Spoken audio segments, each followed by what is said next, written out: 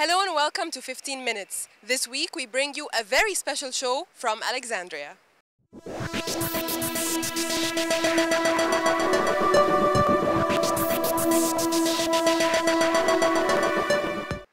In the coming 15 minutes, you will see news and feature stories, and we start off with the 7th Annual Youth Arab Forum, which kicked off at the Biblioteca Alexandrina last week, focusing on youth and unemployment.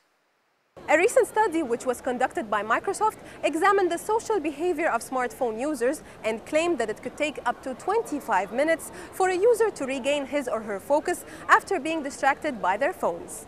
This is Eiten Zeerban reporting for AUC TV, Cairo. There haven't been any H1N1 cases in Egypt so far, and this country is considered a low-risk area.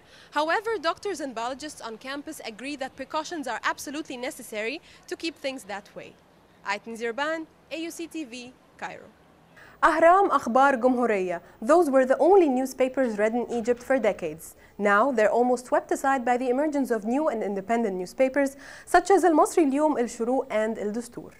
Watch out where you smoke on campus because you might find your pictures posted on Facebook's group Wall of Shame.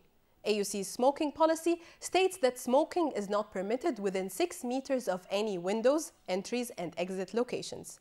Is the AUC community following this rule or not? That is the question that our reporter Nada Muselhi tried to answer. The group of Alexandrian cyclists meet every Friday at 8 a.m. in front of Sheraton Montaza. They kick off around 8:30, heading towards Biblioteca Alexandrina. More information about where and when they meet in Cairo is available on their Facebook group, Cycle Egypt. This is Eiten Zeerban reporting for AUC TV, Alexandria.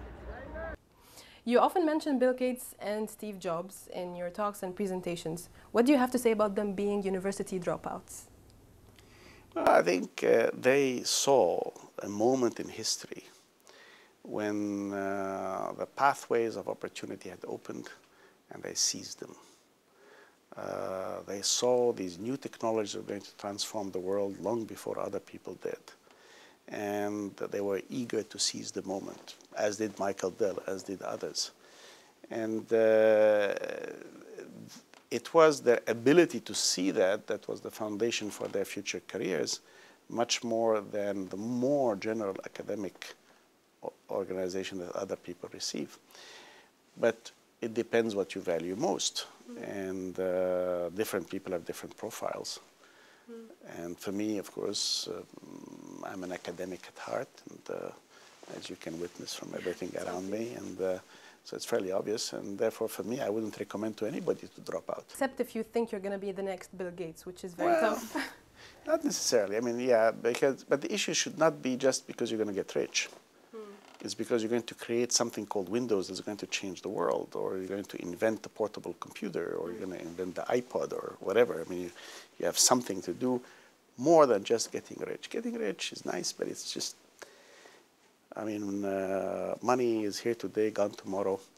Moving away from the Library of Alexandria, we take a stroll in the city. And another famous icon in Alexandria, if not by the sight then by the smell, would be Eiten Zeerban, or the fish market.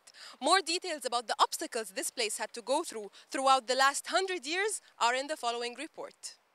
That's our show for this week from Alexandria. Remember, you can always reach us by email at adhamcenter@aucegypt.edu or follow us on Twitter at adhamcenter. Thanks for watching and see you next week. Goodbye.